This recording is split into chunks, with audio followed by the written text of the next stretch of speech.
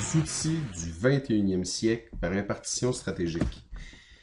Nous avons créé un programme qui s'appelle Zéro Pub. Pourquoi Zéro Pub? Parce que nous ne croyons définitivement pas à la publicité telle que vue à la télévision, à la radio, dans les journaux, car c'est immesurable et souvent pour une équipe de vente, ce n'est qu'un outil qui sert à promouvoir l'incapacité de trouver des nouveaux clients. Donc, nous sommes absolument convaincus que nous devons faire des moyens de communication auprès de la clientèle qui sont mesurables, efficaces et qui permettent de rentrer réellement de nouveaux clients. Maintenant, je crois que la publicité peut toujours avoir son utilité quand on a les moyens de ses ambitions. On a des bons exemples avec McDonald's qui réussit très bien à nous faire manger ses hamburgers tous les semaines ou tous les mois ou au moins une fois par année. Cependant, si votre organisation fait de la vente aux entreprises, vous devez passer zéro coût. Donc, pour réussir à atteindre ces objectifs de vente, on doit, comme organisation, penser à la gestion des efforts qui doit être mis en place pour réussir à atteindre les objectifs, faire du développement d'affaires, comprendre davantage quelle est notre clientèle cible, démontrer efficacement ses produits et faire une gestion des objectifs de vente efficace grâce à une compréhension des objections réelles. Donc, le processus de vente passe premièrement par, évidemment, la création d'un outil de qualification, un outil de gestion de la clientèle. Maintenant, en amont de ça, le processus en tant que tel de vente, c'est qu'il soit fait par un vendeur ou par un ensemble d'individus ou de structures de mise en place. Le processus est toujours le même. Donc, on parle d'un processus de prospection, de qualification de clientèle, de démonstration, d'objection, de soulever les objections autant que faire se peut. Ça a déjà été réglé, ce volet-là, avant même que le client décide de signer un document parce qu'il n'y en a pas d'objection si on a bien répondu à ses attentes. Et évidemment, une rétroaction après la vente, car un bon vendeur, une bonne équipe doit rechercher de la nouvelle clientèle à travers sa propre clientèle même. Donc, le processus, comme j'ai mentionné, c'est des étapes. Il y en existe 5 des étapes. Chaque organisation devrait documenter chacune de ces étapes-là. Qu'est-ce qui fait qu'un client, on considère qu'un client est rendu en mode qualification, en mode démonstration? Quels sont les documents qu'un représentant devrait avoir remplis pour dire que le client s'est bien qualifié? Et évidemment, il devrait avoir un délai. Délai normalement, tout dépendant de votre cycle de vente, qui ne devrait pas essentiellement dépasser 3 mois pour l'ensemble du cycle complet. Donc, une fois qu'on a mesuré notre délai, notre quantité de clients qu'on voudrait avoir en termes d'objectifs et de dollars, on devrait être en mesure de vérifier combien de clients on a besoin de rencontrer, de prospects ou de connexions qu'on a besoin de faire pour être capable de réussir nos objectifs de vente. Donc, c'est l'objectif du tableau qui est ici, ce qu'on appelle la planification du nombre, du niveau d'activité. Donc, on devrait être, après avoir rempli l'information sur ce tableau-là, être en mesure de dire, oui, j'ai besoin exactement d'avoir 1000 prospects cette année pour être capable de faire le chiffre que je veux avoir. 1000 étant un chiffre arbitraire, ça peut être 100 dans votre secteur d'activité. Une fois qu'on connaît les efforts et le temps que ça va prendre faire ce développement-là, on est en mesure de mesurer nos efforts dans le quotidien, donc avec un tableau qui peut être donc intégré à un CRM. On devrait savoir toujours, comme vendeur ou comme directeur des ventes ou comme gestionnaire de l'organisation, combien de clients ont été rencontrés, combien de clients ont été qualifiés, est-ce qu'on s'en va donc vers la bonne direction en termes d'efforts et non pas seulement en termes de résultats, ce qui est après tout l'effort qui a été fait. Donc, une fois qu'on connaît bien notre processus, qu'on sait combien, qui, quoi, quand, comment, quels sont les outils, on devrait commencer à expliquer à notre équipe de vente et à bâtir donc un outil qui va nous permettre de mieux vendre et de mieux faire comprendre notre message auprès de notre clientèle.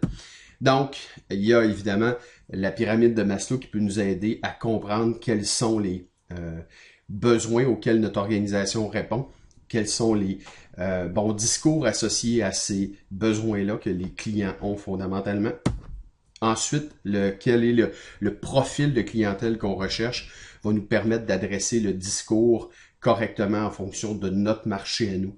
On ne parle pas de la même manière d'un même besoin à un analytique, par exemple, qu'un extraverti. Une fois que tout ça a été bien réfléchi par l'organisation, On utilise dans notre elevator pitch les meilleurs discours en fonction de notre profil, basé sur les meilleures études qui ont été faites en termes d'atteinte de résultats. Donc, on a quelques exemples ici qu'on pourra démontrer davantage dans une formation. Une fois qu'on a bien développé notre approche, qu'on connaît les bons discours, il faut passer en mode développement de la business. Et évidemment, prospecter fait toujours partie du développement de la business. Prospecter, par contre, aujourd'hui, c'est prospecter aussi grâce à des outils comme LinkedIn qui vont nous aider à ne pas nécessairement faire du cold call, parce que le cold call, aujourd'hui, en 2016, est un peu dépassé. Il existe d'autres outils comme LinkedIn qui nous permettent de connecter. D'ailleurs, il y a un tableau ici qui présente le bon cheminement pour réussir à augmenter le nombre de connexions qu'on a et surtout le nombre de rencontres qu'on aura grâce à nos connexions sur LinkedIn. Donc, on devient dans un mode warm call au lieu de cold call carrément. Évidemment, les fameux scripts de contact et on aura évidemment des scripts de courriel qui pourraient déjà être structurés et possiblement même intégrés dans un CRM. Donc, une fois qu'on a nos premières rencontres, on devrait après ça qualifier les besoins auxquels on répond, nous, comme organisation, et donc qualifier la personne si on est capable de bien la desservir afin de ne pas perdre notre temps avec les clients inutiles pour lesquels on ne pourra pas rien faire pour eux. Et souvent, c'est le grand dilemme que les vendeurs et les organisations ont. On ne veut pas perdre de clients, mais en fait, on parle à des clients qui n'ont pas les besoins auxquels on peut répondre nous. Donc, il faut réfléchir à ce volet-là. Et après, évidemment, on utilise une mécanique pour savoir à qui on va vendre cette semaine, ce mois-ci. Cet outil qui s'appelle le pipeline des ventes nous permet définitivement de savoir comment de gens on va vendre cette semaine, ce mois-ci, cette année, en fait, si le cycle de vente est très long, mais normalement, dans notre trimestre, on devrait mesurer à qui on devrait vendre. Et c'est souvent le premier outil qui devrait être implanté dans une organisation. À qui devrait-on vendre cette semaine? Et évidemment, en fonction de la qualification, ça va nous permettre de savoir que notre équipe de vente vend aux bons individus. Donc, une fois qu'on a un processus, qu'on sait qu'on va rencontrer une cliente qui est qualifiée, qu'on va avoir les bons outils pour discuter avec cette personne-là, ben, comment ça se passe cette rencontre? Il existe donc 6 étapes dans la rencontre qui sont essentielles de ne pas échapper et chacune de ces 6 étapes-là est aussi importante une que l'autre, comme par exemple l'entrée en matière qui est la connexion à l'être humain, à l'autre être qui est devant nous, qui est ce client potentiel-là, qui peut être un chef d'organisation ou un client individuel. Il faut connecter avec. Il faut savoir quelles sont ses aspirations, comment on se ressemble ensemble. Donc, chacune de ces étapes-là est aussi importante, que ce soit, comme j'ai dit, l'entrée en matière, que la démonstration. Hein. La démonstration ne devrait pas tout prendre la rencontre, mais une portion, 1/6 de la rencontre seulement. Et soulever les objections, c'est la même chose. On ne devrait pas, on devrait passer du temps, 1/6 de notre temps, discuter sur les objections que le client pourra avoir. Et s'il n'y en a pas, c'est parce qu'il a signé le contrat. Et c'est une bonne nouvelle, on vient de sauver 1/6 de notre rencontre. Une fois qu'on a terminé notre rencontre, on devrait s'auto-évaluer. Un bon vendeur s'auto-évalue sur ces 6 points de rencontre, ces 6 étapes de la rencontre, et sur chacun d'elles, se poser la question, est-ce que j'ai vraiment fait le travail que je devais faire? Cet outil-là est particulièrement efficace en coaching également pour la direction des ventes. Donc, on a bâti nos bons outils. On devrait former notre personnel pour qu'ils sachent s'en servir. Hein. Il existe une bonne manière de présenter notre organisation, une bonne manière de présenter notre produit, notre logiciel, peu importe ce que c'est, notre véhicule automobile. Il y a une bonne manière de le faire et il y a beaucoup de mauvaises manières de le faire.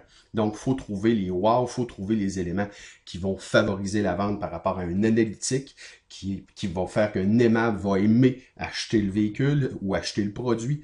Donc, il faut réfléchir à la bonne manière de présenter notre offre de produit et notre offre d'organisation. Et ces 2 éléments distincts qui sont importants bien compris. Maintenant, une fois qu'on a bien maîtrisé la volet présentation du produit, de notre offre, de notre organisation, on devrait donc passer aux 10 règles de conclusion. Ces 10 règles-là, ben, vous les avez, prenez le temps de les lire, mais il est évident qu'en échapper une, c'est prendre un risque de ne pas vendre. Quand on a terminé vraiment complètement notre processus de vente.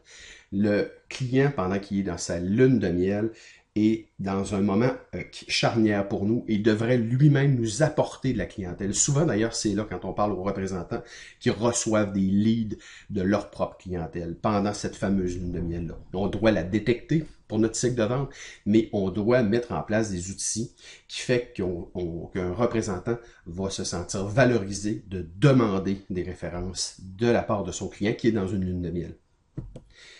Les objections, je reviens avec ce volet-là. Si tout s'est bien passé dans notre processus de vente, cette portion-là ne devrait même pas exister. Mais malheureusement, il va toujours y avoir des moments où on s'est mal compris et on doit revenir sur les objections. Comprendre que les objections réelles, ce ne sont que les seules objections qu'on devrait traiter est essentiel. Maintenant, toutes les autres objections devraient être annulées et on devrait recommencer notre cycle de présentation pour revenir aux vraies objections qui sont fondamentales dans une bonne relation d'affaires. Quand on n'a malheureusement pas réussi à vendre sur place tout de suite à notre client, on a souvent besoin d'outils pour réussir à faire ce fameux suivi-là.